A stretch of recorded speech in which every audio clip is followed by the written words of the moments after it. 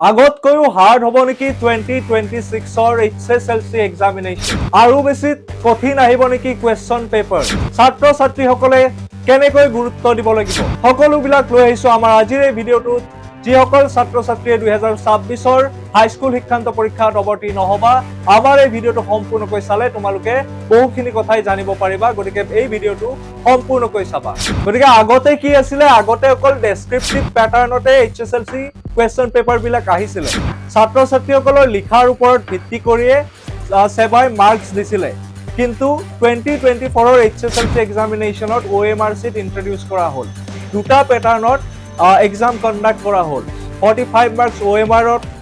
দিব লাগিব আৰু 45 মাৰ্কস ডেসক্ৰিপটিভত গৰে কনফিউজন টু কোড আহিব পাৰে মাৰ্কিং সিস্টেমত এটা কনফিউজন আহিব পাৰে যেতিয়া অকল ডেসক্ৰিপটিভ প্যাটাৰ্নত কোৱেশ্চন সমূহ আহি আছিল তেতিয়া কি আছিল 90 ৰ ভিতৰত 27 পালেও ছাত্ৰ বা ছাত্ৰী গৰাকীয়ে পাস হৈছিল অৰ্থাৎ 30% অফ 90 মাৰ্কস কিমান আছিল 27 আছিল কিন্তু এতিয়া কি হৈছিল দুটা প্যাটাৰ্নত কোৱেশ্চন আহে আধা আহে OMR ত আৰু আধা ডেসক্ৰিপটিভ গৰে এতিয়া কি হয় তোমালোকে যদি এখনত 10 পাইছা আৰু এখনত যদি 40 পাইছা তেতিয়াও তোমালোকে ফেল কৰিব পাৰা দুইখন পেপাৰতে ইন্ডিভিজুয়ালি তোমালোকে 30% গেইন কৰিব লাগিব অৰ্থাৎ OMR টো 45 ৰ ভিতৰত 30% পাব লাগিব আৰু ডেসক্ৰিপটিভটো 45 মাৰ্কসৰ ভিতৰত 30% পাব লাগিব তেতিয়াহে তোমালোকে পাস কৰিবা গতিকে এইটোৱে আছিল প্ৰথমটো নিয়ম গতিকে তোমালোকে কি কৰিব লাগিব MCQ যিখিনি কোৱেশ্চন আহিব 45 মাৰ্কসৰ তাতো তোমালোকে পাসিং মাৰ্কস পাব লাগিব আৰু ডেসক্ৰিপটিভ যিখিনি কোৱেশ্চন আহিব তাতো তোমালোকে পাসিং মাৰ্কস পাব লাগিব তাৰ পিছতহে তোমালোকে পাস কৰিব পাৰিবা গতিকে নিজকে এতিয়াৰ পৰাই দুটা প্যাটাৰ্নতে ভালদৰে পঢ়ি পেলাই নিজকে সাজু কৰি থাকা তোমালোকে নাভাবিবা যে মই MCQ খিনি কমকে চাম ডেসক্ৰিপটিভেদি মাৰ্কস পাই পেলাই মই পাস হৈ যাম গতিকে তোমালোকে দুটা প্যাটাৰ্নতে নিজকে সাজু কৰিব লাগিব এতিয়া আহিছো দ্বিতীয়টো নিয়মলৈ আমাৰ যেতিয়া OMRC ইন্ট্ৰোডিউস কৰা হৈছিল বহুতে ভাবিছিল এতিয়াৰ পৰা পৰীক্ষা ইজি হ'ল কাৰণ মানুহে ভাবিছিল যে ছাত্ৰ বা ছাত্ৰী গৰাকী ওচৰৰ জনৰ পৰা চাই বা খুদি পেলাই আনসাৰটো লিখিব লাগিব কাৰণ আনসাৰ অপচনত থাকে অপচনটো কিবাকে বুজি পেলাই টিক মাৰ্ক দি দিব পাৰিব কিন্তু এতিয়াৰ পৰা কি আহিছে তোমাৰ 4টা সেটত কোৱেশ্চন পেপাৰ ডিস্ট্ৰিবিউট কৰাব অৰ্থাৎ তোমাৰ কাখৰ জনৰ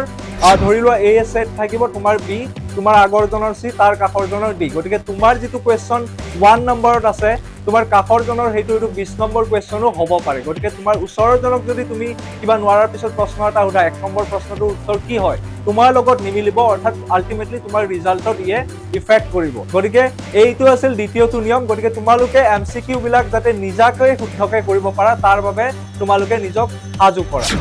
তৃতীয়টো নিয়মলৈ আগবাঢ়িছো ছাত্ৰ ছাত্ৰীসকলৰ কি হয় যেতিয়াৰ পৰা OMRC ইন্ট্ৰোডিউস হ'ল লিখা অভ্যাসটো কমি গ'ল গতিকে ছাত্ৰ ছাত্ৰীসকলে MCQ ঠিকই পাস কৰি যায় কিন্তু ডেসক্ৰিপটিভ টেষ্টত তেওঁলোকে মাৰ্কস নাপায় অৰ্থাৎ তেওঁলোকৰ লিখাৰ যেটো প্ৰেক্টিস সেইটো কমি যায় কিছুমানৰ লিখা সম্পূৰ্ণ নহয় কিছুমানৰ সেন্টেন্স ফৰ্মেশন ভাল নহয় গতিকে ছাত্ৰ ছাত্ৰীসকলে MCQ পাস কৰাৰ লগতে যাতে ডেসক্ৰিপটিভটো তোমালোকে পাস কৰা এতিয়াৰ পৰাই লিখাৰ অভ্যাস কৰা লিখি আনসাৰ বিলাক কেনেকৈ ফৰ্ম কৰিব পাৰি ভালদৰে গঠন কৰিব পাৰি তাৰ বাবে তোমালোকে এতিয়াৰ পৰা চেষ্টা চলাই যোৱা তেতিয়াহে তোমালোকে ডেসক্ৰিপটিভটো পাস কৰিব পাৰিবা MCQটো পাস কৰিব পাৰিবা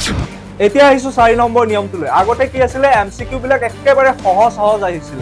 অৰ্থাৎ অসমৰ ৰাজধানী কি এনেকে 4টা নৰমাল অপচন দিয়া হৈছিল কিন্তু আজিকালি কি হয় নতুন প্যাটাৰ্নৰ MCQ ইন্ট্ৰোডিউস কৰা হয় যাৰ পৰিপ্ৰেক্ষিতত 2025 চনত HSLC দিয়া ফলে বহুতখিনি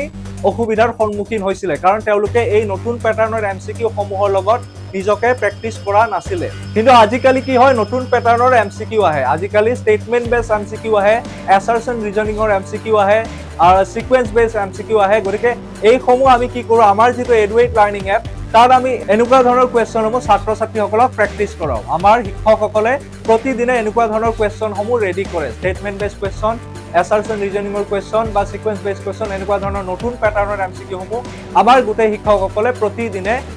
ফৰ্ম কৰে আৰু ছাত্ৰ ছাত্ৰীসকলক এইবিলাক প্ৰেক্টিস কৰোৱা হয় গতিকে এই ভিডিঅটো এইখিনি আছিল এনেকুৱা নতুন আপডেটছ লৈ আমি পুনৰ নতুন ভিডিঅত লগ পাম তাৰ বাবে তোমালোকে এই চেনেলটো সাবস্ক্ৰাইব কৰি থবা আৰু লগতে এই ভিডিঅটো লাইক কমেন্ট আৰু শেয়াৰ কৰি দিবা আৰু মই অংকুৰজ্যোতি কলিতা EduAid লাৰ্নিংত পঢ়াও সোশ্যাল সায়েন্স ক্লাছ 9 আৰু 10 তাৰ লগতে যদি তোমালোকে যোগাযোগ কৰিব বিচাৰা তলত দিয়া নম্বৰটোত ফোন কৰা আৰু আমাৰ এই যাত্ৰাত অংশীদাৰ হোৱা ধন্যবাদ